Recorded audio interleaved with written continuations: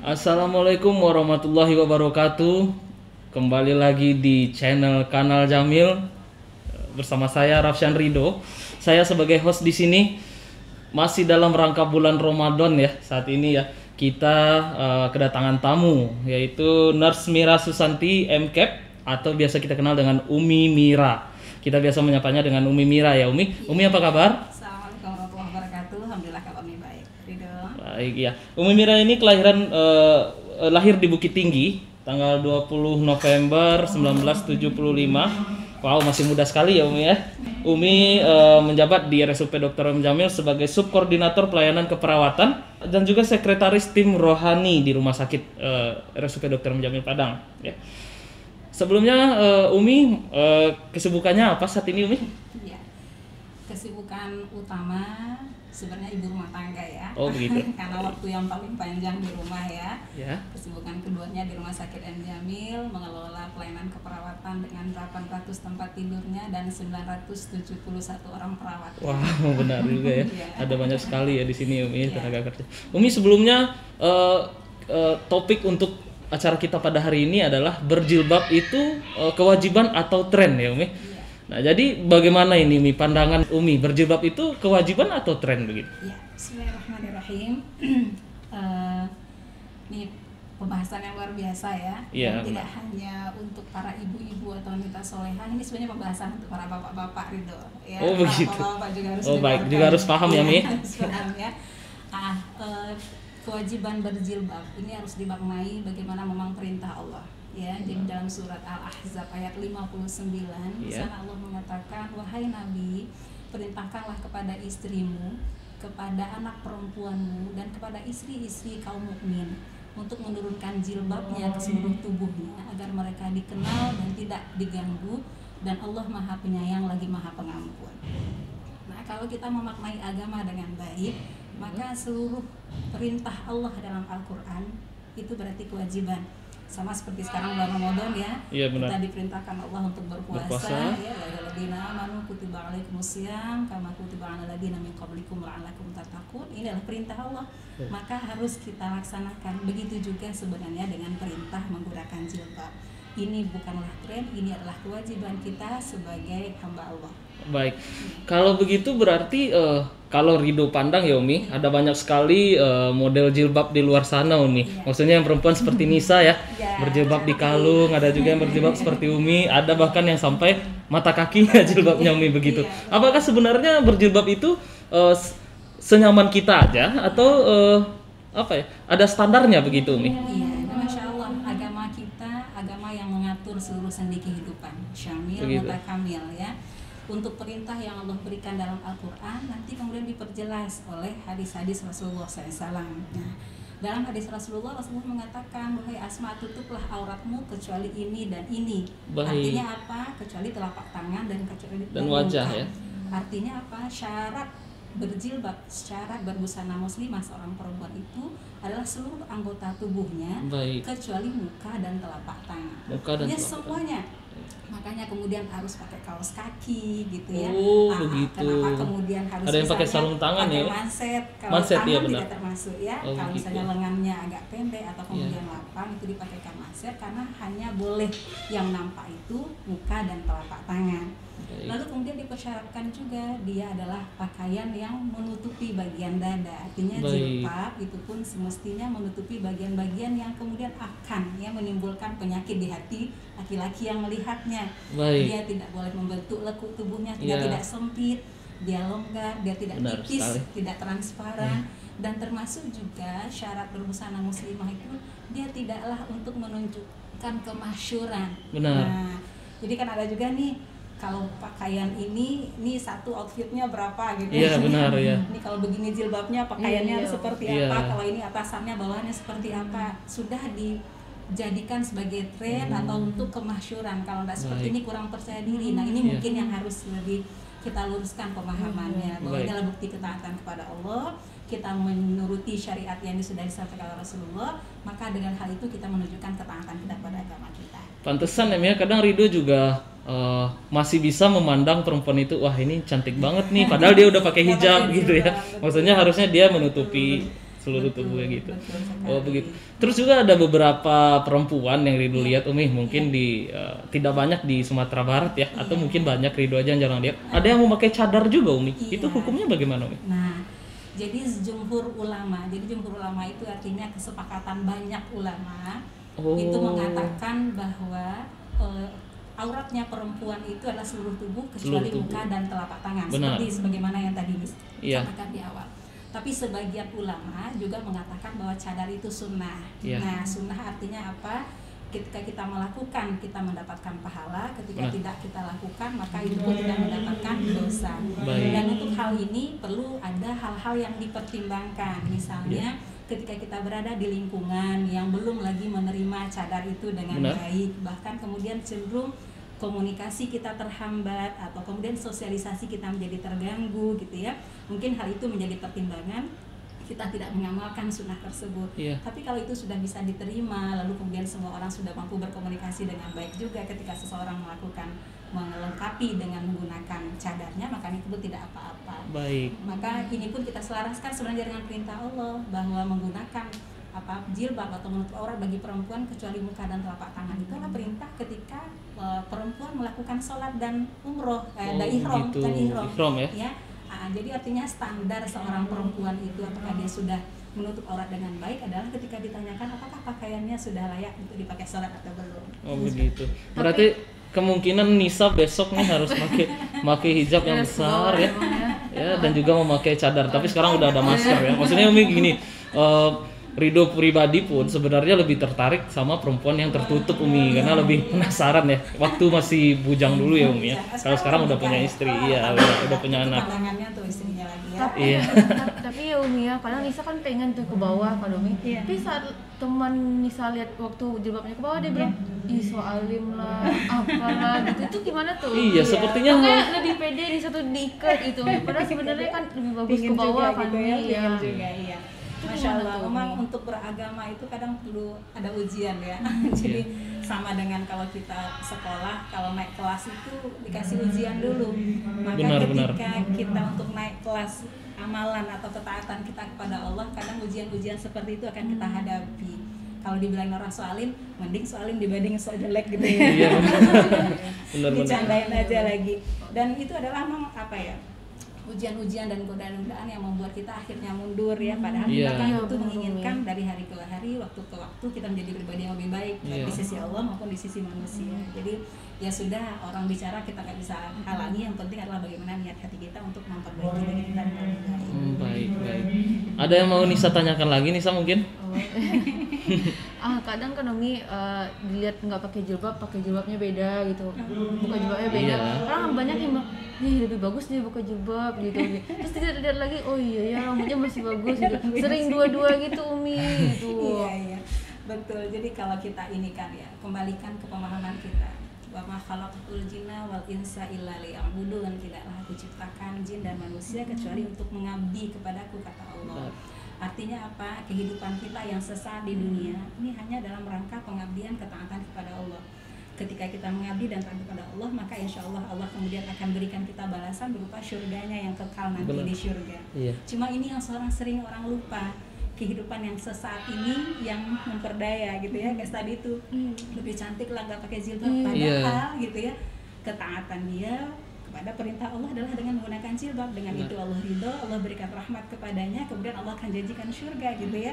Nah kemudian terperdaya dengan kehidupan sesaat, kan lebih cantik, lebih menarik, lebih banyak orang yang suka kalau buka jilbab. Akhirnya kemudian bimbang belum memutuskan. Itu punya teman itu koleksi jilbabnya udah 1 lemari tapi belum juga memutuskan untuk menggunakan jilbab gitu ya. Nah terus kata memang hanya hidayah Allah saja. Benar. Ketika kita melakukan sebuah kebaikan dan ketaatan, bersyukurlah kepada Allah bahwa Allah sudah berikan kita taufik dan hidayah untuk dimudahkan melakukan kebaikan. Bersedihlah kita ketika kita tahu sebuah kebaikan, tapi ternyata kita belum juga mampu melakukan, berarti Allah belum pilihkan hidayah dan taufik itu kepada kita. Maka itu yang sebenarnya harusnya kita jaga. Wah, ini ilmu sangat berguna sekali buat teman-teman ya. Maksudnya ternyata berjilbab itu ya harusnya itu kewajiban ya Mi ya. Tapi sebelumnya Mi, kalau Ridho boleh tahu, ada banyak orang-orang di Instagram ya atau di sosial media anaknya masih bayi Mi, perempuan atau di bawah 5 tahun lah. udah dipakaikan hijab, jilbab begitu. Apakah itu tidak apa-apa hanya untuk membiasakan atau memang harus dari kecil? Iya, betul sekali. Jadi kewajiban beragama itu adalah anak perempuan yang sudah mumayyiz ya, artinya sudah al-baligh ya. Yang sudah balik. Itu baru sampai kepada dia hukum kewajiban berjilbab, Begitu, ya iya. hukum kewajiban berjilbab.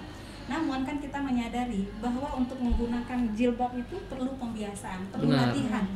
Ya Umi saja merasakan nih, punya anak perempuan satu. Iya. Itu memang Umi sudah dari kecilnya, dari bayinya menggunakan jilbab. Itu memang kalau keluar rumah dia tidak akan berani keluar rumah kalau dia tidak tarik dulu jilbabnya karena sudah dibiasakan.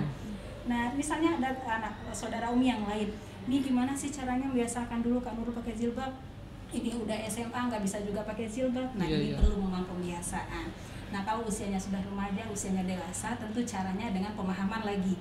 Kalau tadi Umi mengajarkan dengan pembiasaan sehingga kalau sudah sampai masa baliknya dia sudah merasa itu sebuah kewajiban jadi mudah. Tapi buat anak-anak di rumah, anak-anak remaja kita misalnya yang belum merasakan itu sebagai sebuah kewajiban, berarti memang orang tuanya wajib memberikan pemahaman bahwa ini adalah kewajiban kita.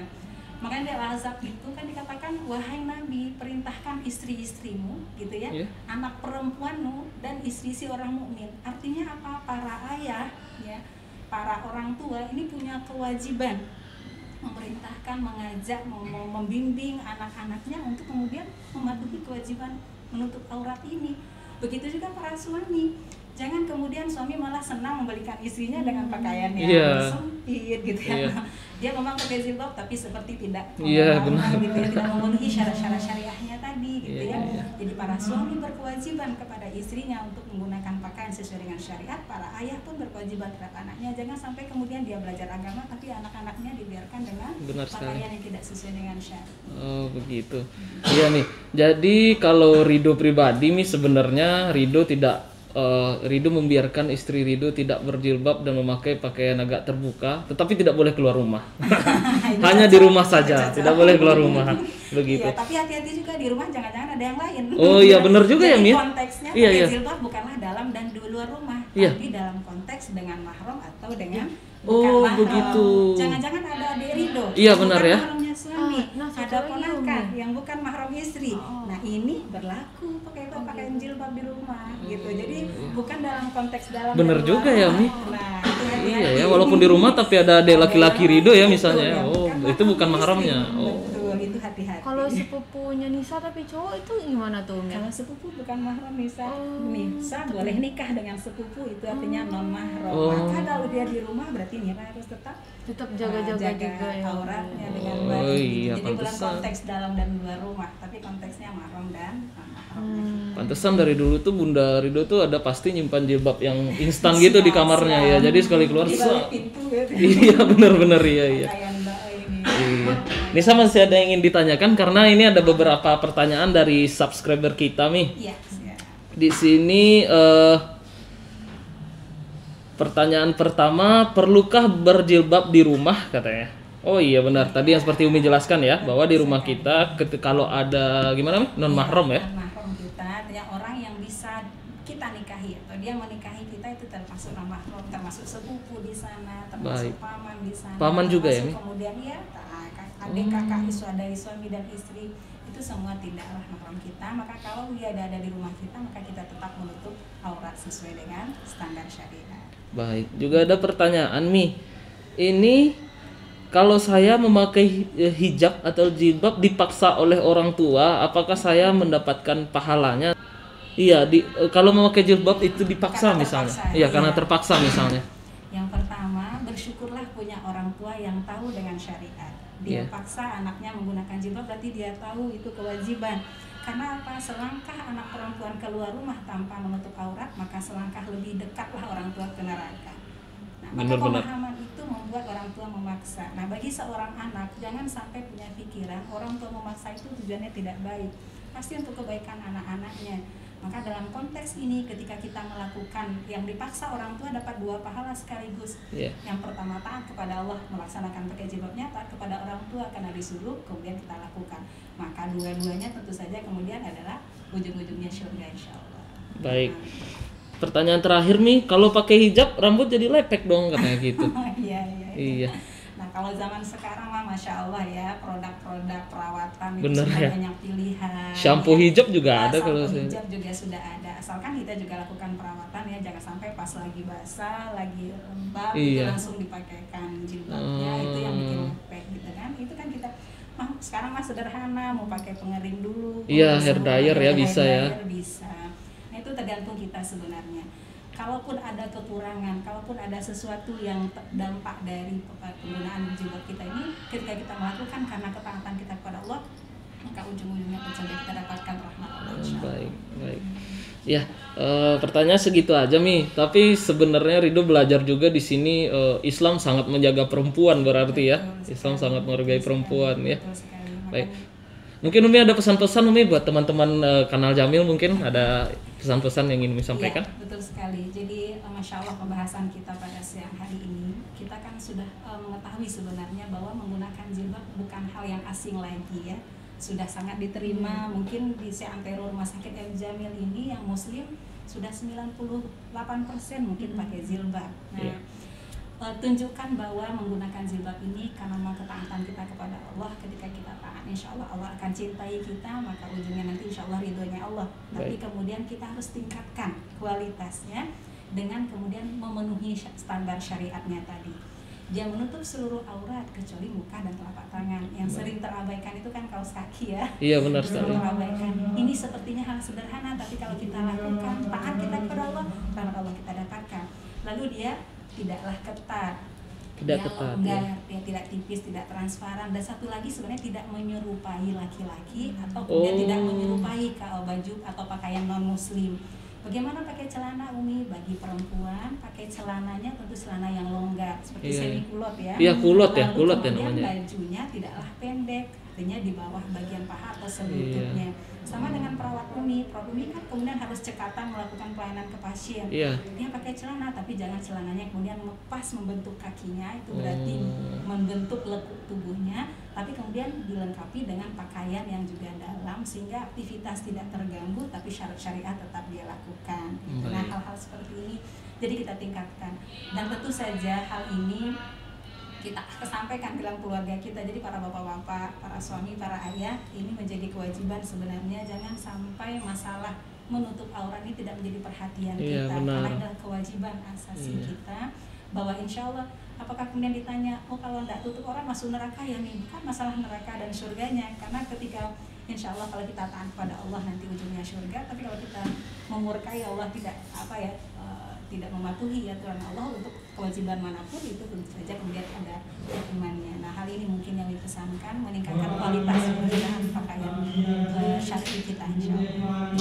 Baik. Jadi Nisa, mulai besok Nisa diharapkan nggak bercanda Nisa. Pakai jilbabnya ke bawah ya.